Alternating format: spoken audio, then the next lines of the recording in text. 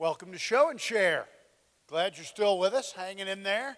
Got one more session, which is going to be a lot of fun. This is basically grown-up show and tell, drone edition. So this will be a lot of fun. Let me introduce our moderator, Greg Agvent. Some of you have met Greg and seen Greg throughout the day. As Senior Director of National News Technology, Greg leads the recently created CNN Aerial Imagery and Reporting Unit, otherwise known as CNN Air. Agvent was named to the Federal Drone Advisory Committee and also sits on the FAA's Unmanned Aircraft Safety Team.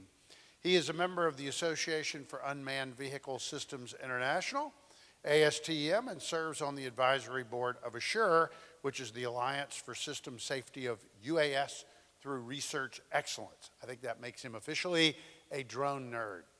Ladies and gentlemen, Greg Agvent. Thank you, sir.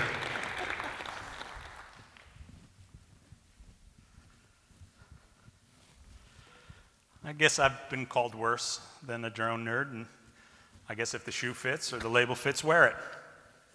I want to apologize. I feel compelled to apologize in advance for the, what was it, sappy ass music that you're going to hear in a few minutes. Not from the five guys that are going to come out and show you their stuff, but from the stuff that we've got for that we're going to show from what the work that we've done at CNN. And I fully understand that we're about the only thing that stand between you and a night out in Athens, so we'll try and keep this moving and fun and light. Now, you guys have no doubt heard a great deal about the potential of unmanned systems. I mean, that's at least in part why you're here today. Look, the estimates on the economic impact vary widely. Some predictions suggest that the civil UAS has a $2.6 billion market today, potentially quadrupling in the next 6-7 years. The global market of UAS-powered solutions has been estimated at over $12 billion. And if there's one thing that I've noticed over the last couple of years, it's so much of a shift. Big companies are getting into this, right? We used to be driven by the consumer. It's no longer driven by the consumer, or in addition to the consumer, it's being driven by the commercial use, by the enterprise use of drones that you've heard so much about today. Now, I don't know if the predictions are gonna come true or not. Predictions are predictions. I know that there's one number that that I find particularly telling, and that's in 2017, for the first time, venture capital investment in the drone sector topped $1 billion. We still have 2 months left in the year. Now, we've had a full day today, and there's much more to come tomorrow. Today alone included sessions on commercial operations, on software and sensors, on the use of drones in agriculture and forestry. Both, by the way, are big businesses in our state. Other sessions included drones in heritage and archaeology uses, in tourism and marketing. We got an overview from CNN's own David Vigilante on the state of the legal landscape. And without a doubt, there are significant issues that face this burgeoning industry. And last but not least, we heard from Al Tompkins, who spoke on the ethical drone piloting, the combination of law, journalism, safety, and ethics. And I found that very compelling. Now, I want to thank all the subject matter experts who joined us today, but we've only just begun. Tomorrow promises to be just as compelling. And if you will, allow me a little bit of housekeeping. Late registration and coffee hour begins tomorrow at 8:30 a.m. right out in the theater lobby. The morning keynote starts right back here in the theater at 9:30 tomorrow morning. Now, none of this would be happening if it weren't for some key people who shepherd this from a very simple suggestion over lunch about a year ago here at UGA to an actual summit. Special thanks are in order to Charles Davis, Dean of the Grady School of Journalism here at UGA, to Mark Johnson, to Chris Gerlach, Megan Ward, and John Weatherford from the New Media Institute, and all of the rest of the good folks at UGA who helped make this possible. I think it's also necessary, though, to thank our sponsors, the Georgia Department of Economic Development, CNN and Turner Broadcasting, a division of Turner Broadcasting, the Weather Channel, DJI, Kitty Hawk, AUVSI's Coastal Plains Chapter, the Technology Association of Georgia, the National Press Photographers Association, and the law firm of Hogan Lovells. Now, we're going to close today's festivity with a look at some work created by folks attending the conference. First up, is a senior here at the New Media Institute by the name of Shep Ogden. Shep is studying finance and computer science, but he has a passion for photography. And for the last 2 years, he's taken that passion to a professional level. He uses his Mavic Pro to complement the content he creates, which is focused on social media. He's amassed over 15,000 local followers while creating content and managing Instagram accounts at St. Simon's Island, at downtown Savannah. Whenever Shep graduates, he plans living in the Southeast Coast and continuing his work in the social digital media company, which is called Better View Media. Shep, why don't you come on out?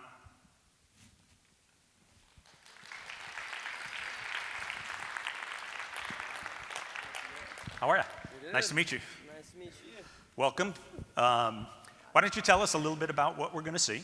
Yeah, of course. I want to say also thanks for moderating. Thanks everybody for coming. This is an awesome event. Thanks for New Media for putting it on. Yeah, so I made a video. It's just sort of showcasing the kind of things I'm really into.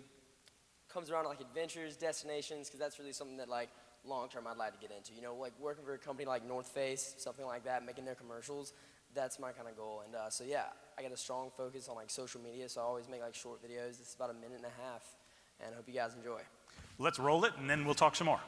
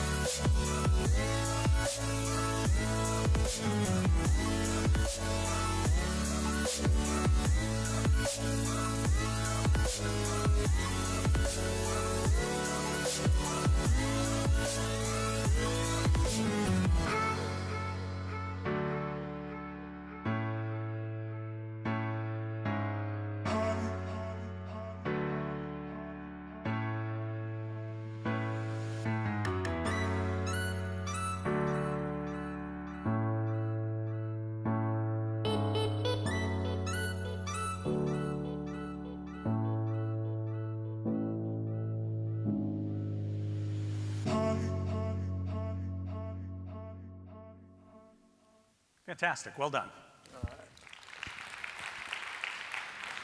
So it's been my experience that every content creator, everybody who goes out there and has a passion for this kind of stuff, has a favorite shot when they put something like that together. What was your favorite shot? You know, my favorite shot, whenever it comes to my drone, is definitely like the aerial shot where I'm going up and I'm spinning slowly. You saw it happen twice, like one above the water and one above the trees. That's definitely my favorite shot. Anytime I'm doing anything like this, I feel like you really get to see just the entire atmosphere of what you're getting.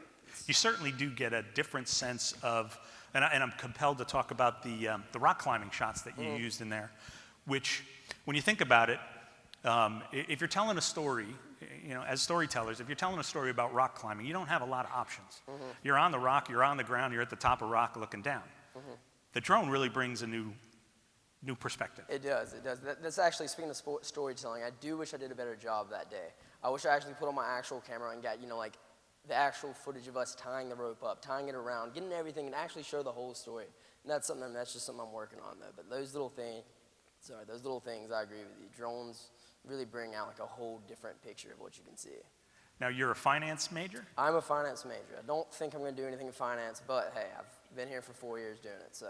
And you're graduating in the spring? Graduating in the spring, yes, sir. Well, listen, thank you for coming out tonight. Keep up the good work. Thank you. Have some fun out there. All right, I appreciate it. Take care.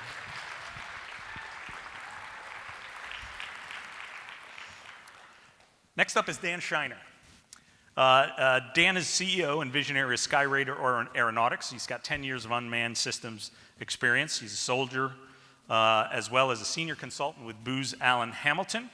During his time, he developed a passion for the technology that drones employ and the potential benefits that it would eventually bring to the civilian world. Dan has directed Skyraider towards the agricultural market in particular, believing that this is the place where, at least in the near future, the technology can have a great impact. And certainly here in Georgia, that's true. Have a seat. All right. So Dan, you have a couple of slides or a few slides you're going to go through. Just take it away. Yes, sir. So earlier this year, or actually September, so about a month ago, Hurricane Irma came through, caused untold billions of dollars in damage, especially in the agriculture sector. Florida is seeking $2.5 billion in federal relief, specifically $761 million for citrus. That number is still being counted in Georgia, and we still don't have a total number yet. The USDA has been requesting that farmers take pictures of their damage with cell phones, anything they have available to them. We were at that meeting, and we approached a farmer who has 3,000 acres of pecan orchards in South Georgia near Ray City. It's called Shiloh Farms.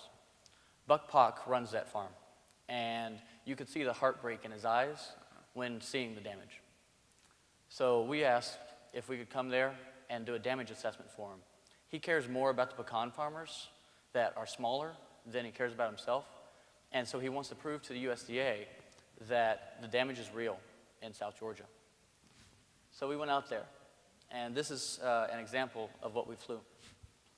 You can see here all those trees that are down. Those little black areas, specifically over here and over here. We found this to be kind of heartbreaking, honestly. We went out there and we flew, and he was with us, and you can see the heartbreak in his eyes, and it really touched us. So what we do, we go out there, we organize our flight plan, and we do make orthomosaics by taking photos. This photo was, I believe, about 206 photos that then get stitched together to make a map. We then process that map, and we run it through a gap algorithm that we have to basically detect where it is non-standard. We then, after that, we did tree counting. Came with a certain result, and then we went in and we actually hand counted. We flew on Thursday. By Tuesday, we gave him a report with all the trees that were counted. He lost, in this specific area, which is about 88 acres, almost 300 trees. The ones that are in yellow are the ones that we did not, that the computer did not catch. Our accuracy, they did a final count that took about an extra week, took about 10 days, and they counted 5,073 trees. We counted 4,597 trees, which is a 90.6% accuracy. He then gave that report to the USDA that is now funding and paying for relief efforts in South Georgia. And that's us. I want to go back to one key thing right there. What you showed in that last slide was speed, right? Yes, Less than half the time that it took to do this assessment using the drone than paying a number of people to walk through, I presume, the 3,000 acres counting individual trees. Yes, sir. Wow. Yes, sir. It was great. Have you found it to be an easy sell with farmers? It really depends about what type of crop. Cotton's very low yield, so you're not really going to get a lot of estimates there. But there's been a lot of interest, especially in high-level, high-end crops. What we want to do is go out there before a hurricane comes out, do a survey, and then do it as soon as the sky's clear, so that we can provide that data to them quicker. That's a great idea. Quite honestly, within our business, journalism, that's what we do. We try to go out before, try and pick out spots where we think the damage might be greatest, or there might be something that's worth keeping an eye on, whether it's a hospital or an evacuation route or homes or something like that, and trying to go back and recreate that flight after the storm passes. Within the state of Georgia, is there, beyond pecans, are there other crops that are significant potential? Peaches, blueberries, grapes, even soybeans. There's just a lot of these major row crops, major vegetable crops, even honestly animal livestock counting in some cases, because I mean these storms, they kill some of the animals, so that could be useful in a sense. Wow. So this is one of those uses, a really positive use case scenario of a drone within the enterprise environment that allows us to do something that, quite honestly, would have taken twice as long, more than twice as long. And when you look at some of the other enterprise uses, like inspections and things like that, it really adds an element of safety to why drones are such a good use case. I want to thank you, Dan, for coming out tonight. Thank you, sir. And best of luck with what you're doing. Thanks, sir. Appreciate it. Thank you.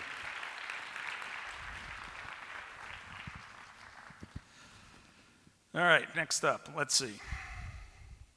Kelsey Norris.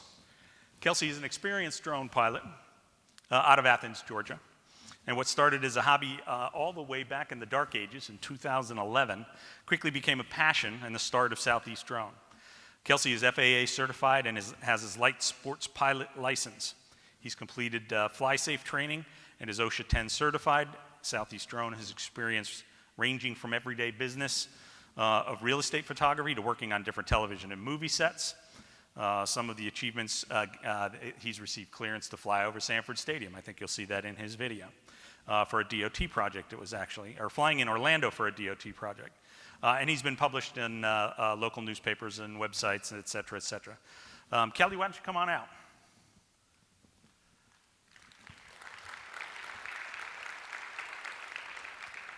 How are you? Good. All right, have a seat. So add to your bio. Tell us something we don't know. Well, in 2011 I did start, but the business really didn't get going until about 2014. But since then, it's just been a rocket ship. It's just. But what in 2011 attracted you or made you see? I mean, quite honestly, you could say, we can call you a visionary. You saw something before everybody else did. Well, I've always been into RC cars, RC stuff. I just love tinkering. I built Tarrant 680 Pro, a fairly big octocopter or hexacopter, and someone asked me to take pictures of their farm, and it just sparked something in my head and said, hey, maybe I can do this for a living. What's your favorite craft that you fly? Just the loyal one, the Inspire. Well, that and my tiny whoop. Okay. Why don't you tell us a little bit about the video before we roll it? Yeah, what are we going to see? We're just going to see a lot of different mixtures of what we do at Southeast Drone. Some of the shots are under our 333 exemption prior to the 107, and just a lot of fun stuff. Okay, let's roll the tape.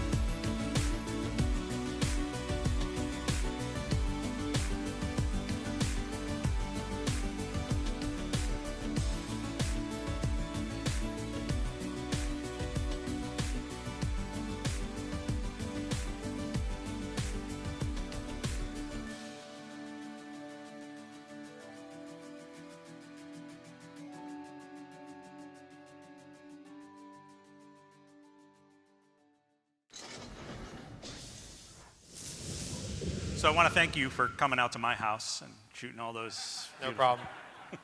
Absolutely, anytime. Anytime. Yeah, house is I think there's trespassing involved in me getting into that house. That house is actually on a famous movie called Zombieland. I don't know if y'all are fans of Bill Murray. Oh, it was but Bill Murray's house Absolutely. in Zombieland, Yep. one of my favorite flicks. That's great. So I got to ask you about two shots that I saw in there that I'm really, really interested in. First one was a controlled burn. Yeah. Tell me about it. So we actually had a pleasure of working with Tommy Jordan. I don't know if some of y'all have saw him in one of the panelist rooms earlier. We were able to get permission to fly at Sandy Creek Nature Center during a controlled burn and to show wind patterns, safety of the location of all the people out there. How were the firefighters using that footage? So the feed was actually going back to their command center, live feed through an HDMI cable, and they were, kind of, we had headsets and they were asking us, okay, go over this way, let's see where the wind is going, go to this parcel of land, and My dad was a firefighter, and since I was about this high, the first thing he always taught me about firefighting is the first thing you do is not drop a hose on the fire. It's do an assessment of what you're dealing with. And the drone is certainly perfectly suited for something like that. The other shot that I wanted to ask you about was the shot at night and the rooftop of the couple dancing. Is there a story behind that? Yeah, that's actually a good friend of mine. It's his engagement shot. So it was a very tricky shot. There was a lot of variables to deal with.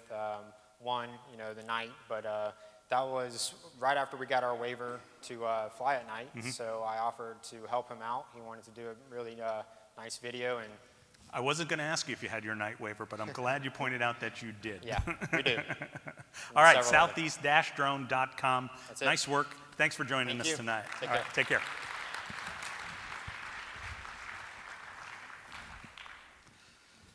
All right, let's see here. Next up, Travis Fox. Travis is the Director of Visual Journalism at CUNY Graduate School of Journalism, City University in New York. Fox most recently produced films for Frontline on PBS. From 1999 to 2009, he worked as a senior video journalist at the Washington Post. He's widely recognized as a pioneer in the online video world. In 2006, he won an Emmy Award for web video for his coverage of Katrina. Having spent a month down in New Orleans after Katrina, I know that it was tough sledding down there, and for all journalists and for all the folks that were involved in the coverage down there, so kudos to him. Fox is an FAA licensed drone pilot. He launched CUNY's first drone journalism course, is currently working on several drone-related projects.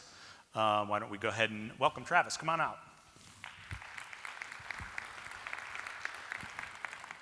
So Travis, you have a couple of still images or a few still images you want to walk us through and tell us about. I do. I fly drones mostly for a PBS Frontline program and for other films.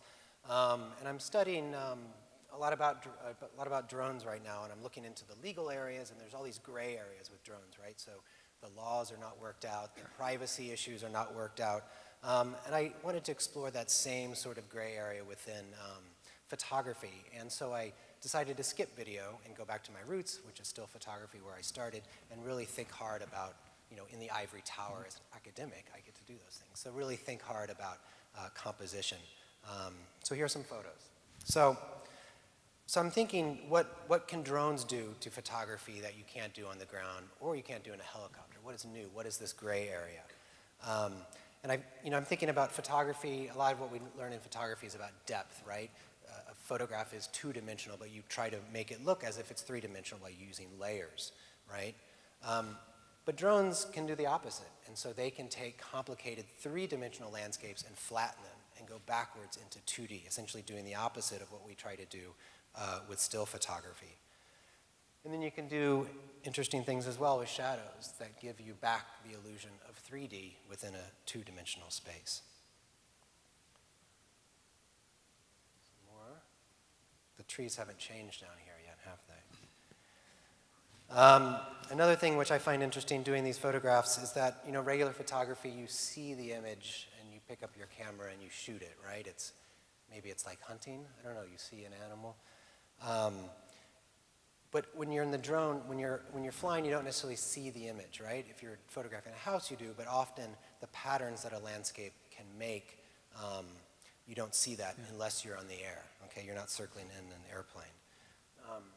So in that respect, I feel like it's more like, drone photography is more like fishing or more like trapping perhaps than it is like hunting. So Pause there for just a second. Are we seeing the sky reflected in there as well as? no, that is, What's the white at the? so that's a pond, and that's where the water from the stream goes into the pond. Wow. And it's dirty, but it does give you the illusion of stars Yeah. in the galaxy, doesn't it? And so this is in the forest, and I didn't see it, of course. I didn't see it before I was in the air, right? And so this notion of thinking, using the types of your brain for creativity, as well as remembering all the Part 107 rules at the same time, and watching out for tree branches and people and everything else you need to be cognizant of, is an interesting exercise in brain Left matter. and right brain. Yeah, exactly. So of course, these types of landscapes are well established. I mean, this is nothing new, right? I mean, they're well established in the art world. Edward Bertinsky, I think we know, he's probably the biggest name, does similar type of abstract landscapes. But he does it from a helicopter. It's well funded. He uses a Hasselblad, right? And he exhibits in art galleries around the world. There's lots of other artists that work, of course, in the landscape genre, Robert Smithson, etc. And so what I feel like drones can do, besides all the obvious things, is that they democratize the tool. They democratize the notion of doing landscape photography. And it kind of reminds me of when I started at the Washington Post 20 years ago and we were doing video. We were doing video with DV cameras, DV tapes 20 years ago. And it was the beginning of web video. And what that did is it put cameras in the hands of someone like me, right? And then a lot of other people. And through that experimentation, we led to social video and all these new kinds of genre, which are now the norm across the web. So I feel like it's not about like, a schmuck like me doing art or anything. I feel like it's drones give the tool, give the ability to everyone, to all of you to produce art like a lot of these great, well-established, well-funded artists can do. And I feel like for all of us who are on Instagram and see the kind of work that's being done today, it shows that overall the body of work is really increasing, and that's exciting. That is very exciting. Travis, I think the idea that the democratization of the toolkit, right, in everybody's hands, in all of our hands potentially, is really a unique perspective on this stuff. I hadn't really thought about it in that, I will admit that I have blinders on sometimes to the focus of what we're focused on. But the idea that this is really an extension of the digital revolution that was started a while ago, and it is a democratization of a toolkit. What camera are you using? Are you using high-end cameras? Are you using cameras on board the drones that you're using? I wish I was using the DJI, the M600 with the 100 megapixel Hasselblad. If anyone from DJI wants to sponsor me and provide that, that'd be great. I'm using an Inspire with the X5 with a couple interchangeable lenses, including a Leica lens with an adapter. So I try to get the best image quality I can, with my budget. With a lot of amateurs and folks who don't have the experience that you have in the room, give them some pointers. How can they make compelling images like that using their drones? I think, Edward Bertinsky, these artists or producers that you like and admire, look at their work and see what you can do. And the fact that you could essentially test out an aerial photography with a $1,000 tool is pretty amazing. You don't have to rent a helicopter. You don't need all these expensive tools that we need in the past. Anyone can try this out. What's a helicopter rent for these days for an hour? It's like $6,000. It's expensive. It's the cost of a drone. Yeah, and then some. And that's by the hour, right? So you have the drone until you wreck it. You have the helicopter for an hour. And if you're in a place like this, you're not, there's no helicopters nearby. So one of the conversations that we have is I hear from news directors all the time that, we're going to get rid of the helicopter now because we have the drones. I don't know that that's the case. What do you have any thoughts on that? I mean, I think it really depends on the instance. It's really two different tools for two different jobs, and there are overlap, of course. Yeah. But no, I don't think you can. I feel like the drone is more versatile than the helicopter is, so you can use it in more places. But I don't think it's a tool. We wouldn't have those car chases in LA without helicopters. There you go. There you go. So an old boss of mine used to say it this way. He would say he was a big horse racing fan. I used to say different horses for different courses, right? Use the right tool for the mission at hand. Sometimes it's a small drone, sometimes it's a big drone, sometimes it's a 600 with a Hasselblad. Listen, thanks for coming out and joining with us. Really appreciate it. Thanks. Take care of Thank yourself.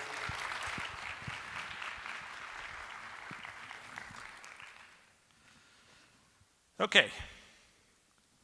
Miller Morrow, for the past year, Miller has been running a drone demos, piloting, and engineering programs at community schools. It's a drone engineering camp. Each student builds their own FPV racing grade drone from scratch, learns how to fly it. Along the way, students gain engineering skills like soldering and learn the fundamental engineering concepts through the unique experience that these camps provide. Morrow's an FPV pilot. He comes from a racing background. And before they were teaching kids to build drones, they were organizing professional drone races like the Savona Mill race in Charlotte. They find the thrill of racing drones is pretty much what's driving the interest in the STEM education that is their real purpose currently. So why don't we go ahead and bring Miller Morrow out.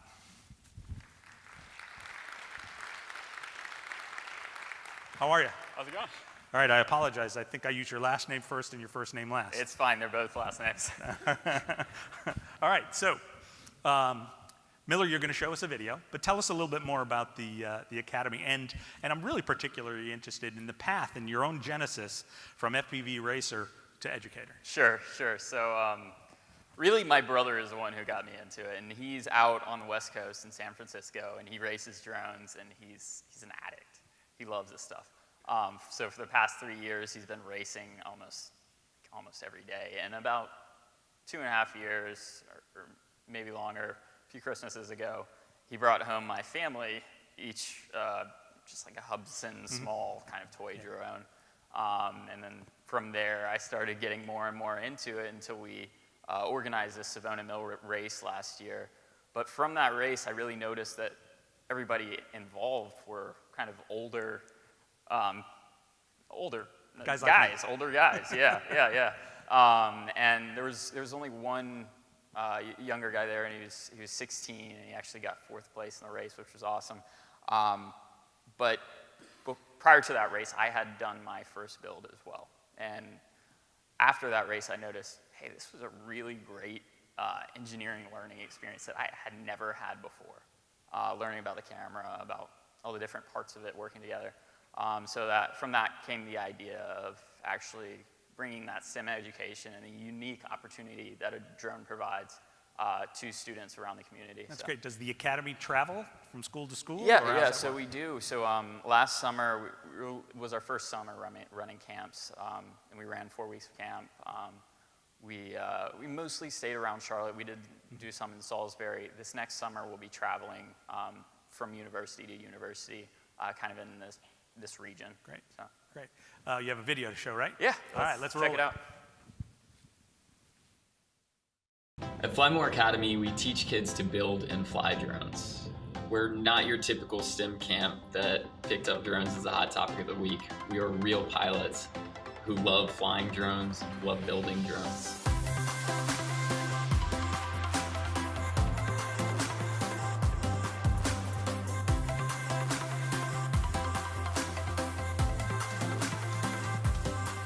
It's really exciting to see some of the kids just pick up a soldering iron or pick up their transmitter for the first time and find that they just have this natural skill that they didn't know about, whether they're really good solderers and just have these perfect soldering joints, or maybe they're really good pilots and can take turns naturally the first time they fly. And it's amazing. Some of these kids make incredible progress throughout the week, and it's really great that we could help them find that they have these abilities.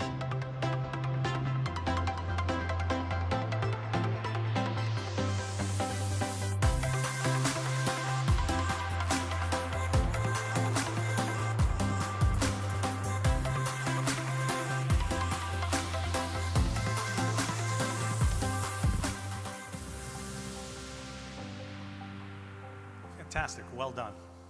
So I'm struck by a couple of things in there. And the first thing is that in your camp, you're actually teaching these guys the practical application, the practical versions of flight, which quite honestly is more than what the Part 107 asks of these folks. These guys are really learning how to not just to build, but to build and fly. That's pretty cool. Yeah. So we cover a lot of engineering concepts, not just in the building itself, but we're talking, prior to the build, we're talking about signal transmission. We're talking about power and electricity.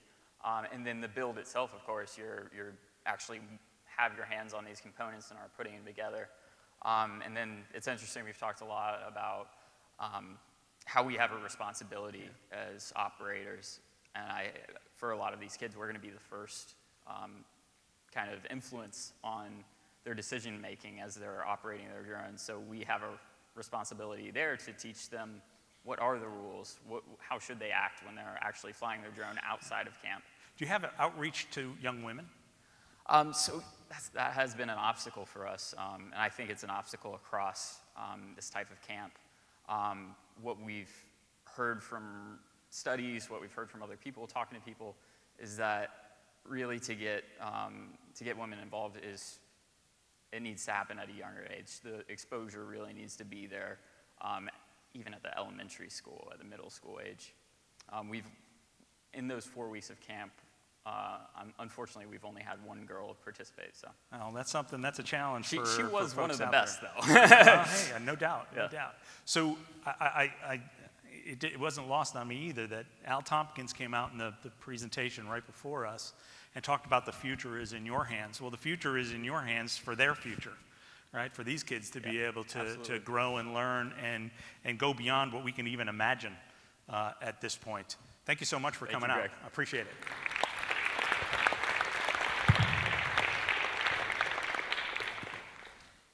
All right, I told you I understood that I'm the only thing now that stands in between you and a Friday night in Athens. But we are going to take just a couple of minutes. I do want to brag on what CNN has done, show you a little bit of the content that we've created. And since I've already apologized for the sappy-ass music, these are not pulled from our journalism. These are reels that we specifically create to present to folks like you. We call them sizzle reels. Whether they sizzle or not is to be seen, but why don't you go ahead and roll that first one.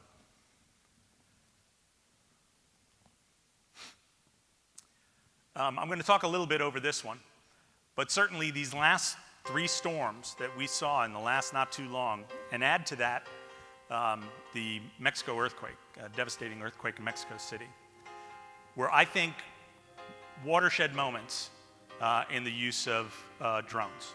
I think, for all the negatives that we do see, for all the times when that negative headlight impacts, I think, and for all the need to, do the publicity and tell those positive stories, the work that was done here, the images that came from here, were generally a positive story. Now, it was a positive story, it was positive use of a devastating situation, but it allowed us to add context, perspective, understanding to the situations. We've intercut some of the elements, so they're mixed up, right? I believe that's probably Puerto Rico, but Puerto Rico, Key West.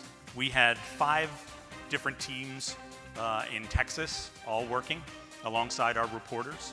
We had another 5 teams in Florida. And we had 3 teams working in Puerto Rico, and we still have teams working in Puerto Rico. That's how important that story is. It's now a month after that storm hit. I want to say a couple things about how we fly and our role in the world. I mentioned it earlier if you were in one of our sessions, but we fly the 3 Ls, right? We're low altitude, lightweight, and line of sight. It's the low-hanging fruit for drone use. And we're very proud of the work we've done with the FAA. We're very proud that we have 3 of the 7 issued waivers for operations over people. Now, the other 4 that exist are for research and for specific uses for the development of new drones, that type of stuff. So we're the only journalistic entity out there now with the ability to operate over people. And that took us 2 years. It took us 2 years because, quite frankly, we did a lot of groundwork. There was a lot of foundational work. There was no foundation before we started working on it, but it all led to some of the scenes that you're seeing here. What are the feds concerned with? Why is the FAA so concerned with regulation? Let's go ahead and roll the second one, and I'll tell you a little bit about that as well.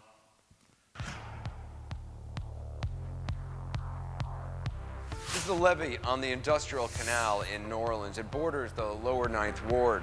In 2005, when the storm hit, the levees breached and the water just came pouring into this neighborhood. It was basically wiped out. Not only were homes flooded, many homes were ripped off their foundations by the force of the rushing water. That was Anderson Cooper, obviously in New Orleans. If we had shot that with a ground camera, you would have seen Anderson standing next to a concrete wall. Wouldn't have been real compelling. I think you were able to see from that the context. About elevated lead levels in the water in 2014. The testing here was among the highest, 13,000 parts per billion. To give you some context, 5 parts per billion would be cause for concern. 5,000 parts per billion is associated with toxic waste. This home, 13,000 parts per billion. But of course, it's not just one home. It's an entire community here in Flint. Again, context and understanding, right? I was starting to talk about what the feds are most concerned with, right? The FAA is, they're doing everything that they can. What they're really concerned with, and I think the best way I've ever heard this put, is they're concerned with 3 types of drone operators: the careless, the clueless, and the criminal. Now, I don't think anybody here is maybe numbers themselves among those 3 groups. I wanted to talk to the lawyer afterwards. I said, well, there's a 4th group. It's the commercial group. These are folks that are invested in the success of this. But it's only the drone's eye view that really opens up that level. This was Kobani in Syria.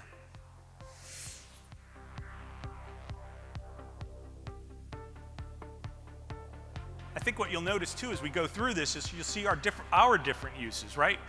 So with all due respect to Al, everything that we do is not journalism. Sometimes we're doing the low-hanging fruit. It's production value. If you're in TV, if you're in production value matters, right?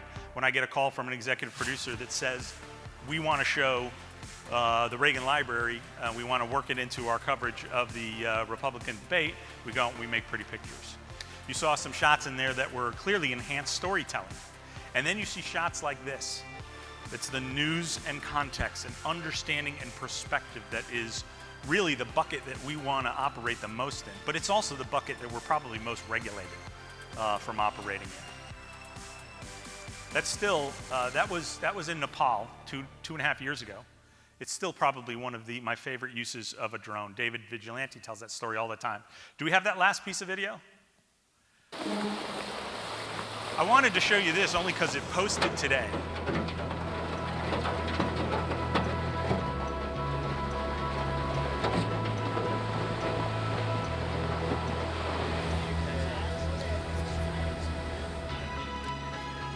We've gone all over the world.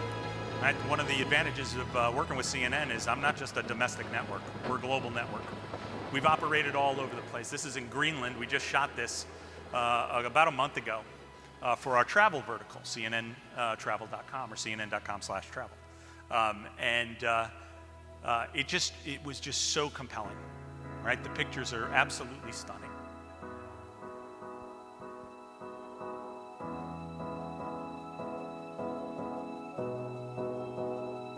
So what do we have with the drone?